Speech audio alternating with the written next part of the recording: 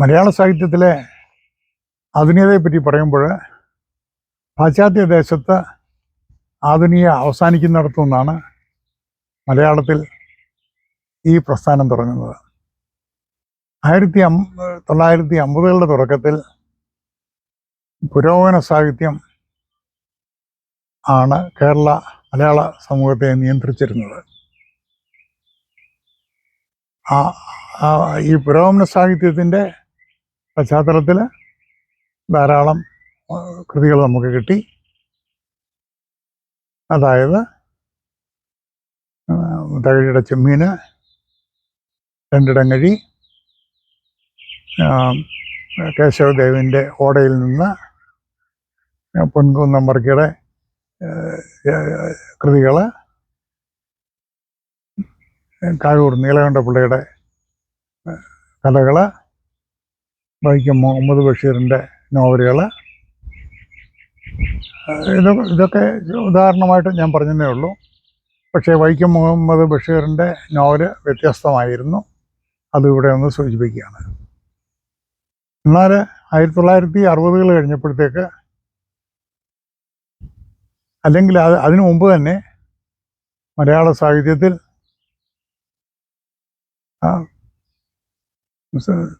CJ Thomas, Ayyappa Panicker തുടങ്ങിയവർ, അല്ലെങ്കിൽ പോഞ്ഞിക്കര റാഫി തുടങ്ങിയവർ ഒരു ആധുനികത എന്തും തിരിച്ചറിഞ്ഞു. അതിനു മുമ്പ് മലയാള സാഹിത്യത്തിൻ്റെ ചർച്ചകളെ നിയന്ത്രിച്ചിരുന്നത് കേസരി ബാലകൃഷ്ണപിള്ളയും പ്രൊഫസർ MP പോളും അങ്ങനെ ചിലരായിരുന്നു. അവരുടെ നേതൃത്വത്തിലായിരുന്നു കോട്ടയത്തെ സാഹിത്യ സഹകരണ സംഘം രൂപപ്പെട്ടത്. അവിടെ പ്രവർത്തിച്ചിരുന്നവർ നേരത്തെ പറഞ്ഞ പോലെ തകഴി ശിവശങ്കരപിള്ള, പൊൻകുന്നം വർക്കി, DC കിഴക്കേമുറി, കാരൂർ നീലകണ്ഠപിള്ള, ഇങ്ങനെ അന്നത്തെ പ്രമുഖ സാഹിത്യകാരന്മാരായിരുന്നു. എന്നാൽ 1960കളിൽ ഇതിൽ നിന്നെല്ലാം വ്യത്യസ്തമായി ഡൽഹിയിലെ സാഹിത്യ സഖ്യത്തിൽ ആധുനിക സാഹിത്യം നിർവചിക്കാനുള്ള ചർച്ചകൾ തുടർന്നു. അത് ആ ചർച്ചയിൽ ഞാൻ പങ്കെടുത്തത് പിന്നീടുള്ള എൻ്റെ ചിന്തകളിലും എഴുത്തിലും വളരെയധികം പ്രയോജനപ്പെട്ടു. ഇവിടെ ആധുനികതയെപ്പറ്റി ഒന്നുകൂടെ വ്യക്തമായിട്ട് പറയണമെന്ന് തോന്നുന്നു. യൂറോപ്പിൽ അന്ന് 3 പ്രസ്ഥാനങ്ങളാണ് ഉണ്ടായിരുന്നത്. ഒന്ന് സഭ. ഇവിടെ സഭ എന്ന് പറയുന്നത് റോമൻ കാത്തലിക് ചർച്ച്, ജർമ്മനിയിലെ ലൂതറൻ ചർച്ച്, ഇംഗ്ലണ്ടിലെ ആംഗ്ലിക്കൻ സഭ, ഇതെല്ലാം സഭ എന്ന് പറയുന്ന ഒന്നായിട്ട്. സഭ എങ്ങനെ സമൂഹത്തെ നിർവചിച്ചു? 2 കമ്മ്യൂണിസം. 1920 മുതൽ 1917 മുതൽ 1950കളിലൊക്കെ എത്തിയപ്പോഴത്തേക്കും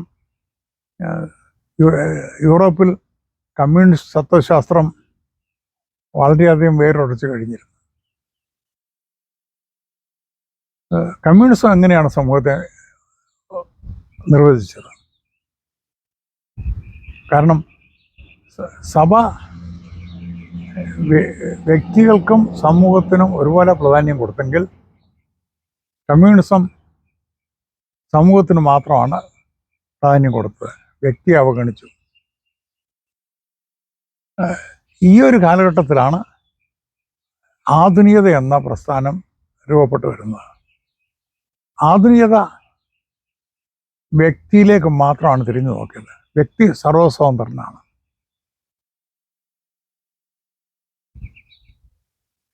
ഈ വ്യക്തിയെ മുൻനിർത്തിയാണ് 60കളിലെ മലയാള ആധുനിക എഴുത്ത് രൂപപ്പെട്ടത്. ഇവിടെ ആധുനികത കൈകാര്യം ചെയ്ത പ്രധാന എഴുത്തുകാർ OV വിജയൻ, കാക്കനാടൻ, M മുകുന്ദൻ, കവി ചെറിയാൻ കച്ചെറിയാൻ എന്നിവരായിരുന്നു. ഇതിൽ എന്നെ അധികം വളരെയധികം സ്വാധീനിച്ചത് OV വിജയനും പിന്നെ MV നാരായണപിള്ളയുടെ എഴുത്തുകളും.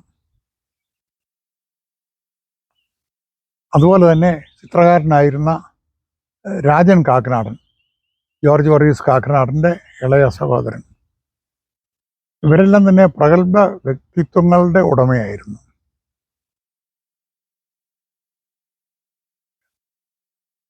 എന്നാൽ ഈ ആധുനികത നമുക്ക് ചില സ്വാതന്ത്ര്യങ്ങളൂടെ തന്നു. ഇതൊരു പ്രസ്ഥാനമാണെങ്കിലും അവരവരുടെ രീതിയിൽ തന്നെ ആധുനികത ഡിഫൈൻ ചെയ്യാൻ ഉള്ള ഒരു അവസരം ഉണ്ടായിരുന്നു.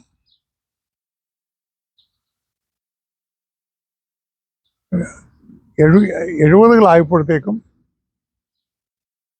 ഞങ്ങൾ 1968 ഞങ്ങൾ വിവാഹിതരായി. 1969 അമേരിക്കയിലേക്ക് വരാനൊരു സാധ്യത ഉണ്ടായിരുന്നു. പക്ഷേ അത് അപ്പോഴും വേണ്ടെന്ന് വെച്ചു. അതിനുശേഷം 1973 ആദ്യമായിട്ട് ഡിട്രോയിറ്റിലേക്ക് വന്നത്.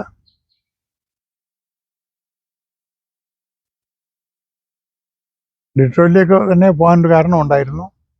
ന്യൂഡൽഹിയിലെ സഫ്ദർജംഗ് ഹോസ്പിറ്റലിൽ നിന്നുള്ള അധികം പേരും ഡിട്രോയിറ്റിലേക്കാണ് കുടിയേറിയത്. അന്ന് അതൊരു സൗകര്യമായിട്ട് കണ്ടു. ഡിട്രോയിറ്റിൽ ചെന്നിട്ട് ആദ്യമായി ചില ഫാക്ടറികളിലെല്ലാം ജോലി ചെയ്തു. അതിനോടൊപ്പം പഠനം തുടർന്നു. ഇടയ്ക്കിടയ്ക്ക് മുടങ്ങിപ്പോയ പഠനം അവിടെ തുടർന്നു.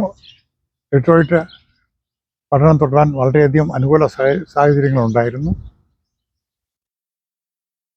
അങ്ങനെ പഠനം തുടർന്നപ്പോൾ ഡിട്രോയിറ്റിലെ ബ്ലൂ ക്രോസ് ബ്ലൂ ഷീൽഡ് എന്ന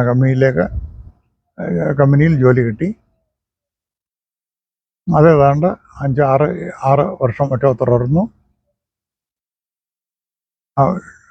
ഡിട്രോയിറ്റിലെ സാഹിത്യ ചർച്ചകൾ ഞങ്ങൾ തുടർന്നെങ്കിലും, ഒരു ചെറിയ ഗ്രൂപ്പ് തുടർന്നെങ്കിലും കാര്യമായിട്ടുള്ള എഴുത്തൊന്നും നടന്നില്ല. അതിനുശേഷം 1982 ഹ്യൂസ്റ്റണിലേക്ക് വരാൻ തീരുമാനിച്ചു. അതിന് പ്രധാന കാരണം, ഒന്ന് ഡിട്രോയിറ്റിലെ അതിശൈത്യം, 2 നഴ്സിംഗ് ലൈസൻസിൻ്റെ ഒരു പ്രോബ്ലം ഉണ്ടായിരുന്നു. അത് ടെക്സാസ് സംസ്ഥാനത്ത് അക്സെപ്റ്റ് ചെയ്യും, മിഷിഗണിൽ അത് കുറച്ചുകൂടെ ഹാർഡായിരുന്നു. അങ്ങനെ 1982 ജൂലൈ മാസം ഞങ്ങൾ ഹ്യൂസ്റ്റണിലേക്ക് വന്നു.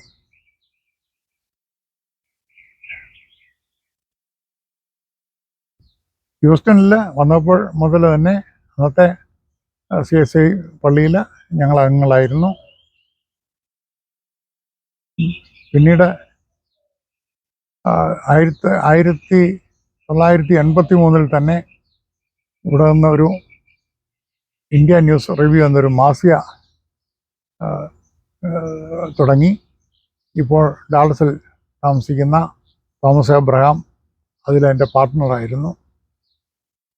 ഞങ്ങളത് 4 വർഷം നടത്തിക്കൊണ്ടിരുന്നു. പിന്നീട് 1988 മുതൽ 3 കേരള ഡയറക്ടറി പ്രസിദ്ധീകരിച്ചു. അതിൽ മാർത്തോമ സഭയിലെ TA മാത്യു സഹകരണത്തോടു കൂടിയാണ് അത് ചെയ്തത്. അത് ആ പ്രോജക്റ്റും വളരെ വിജയകരമായി നടത്തി. പിന്നീട് സാങ്കേതിക കാരണങ്ങൾ കൊണ്ട് ഒരു ഡയറക്ടറുടെ ആവശ്യമില്ലെന്ന് മനസ്സിലായതുകൊണ്ട് അത് വേണ്ടെന്ന് വെച്ചു. ഈ കാലഘട്ടത്തിൽ തന്നെയാണ് വേറെ ചില സംഭവവികാസങ്ങളുണ്ടായത്. 1989 തോന്നുന്നു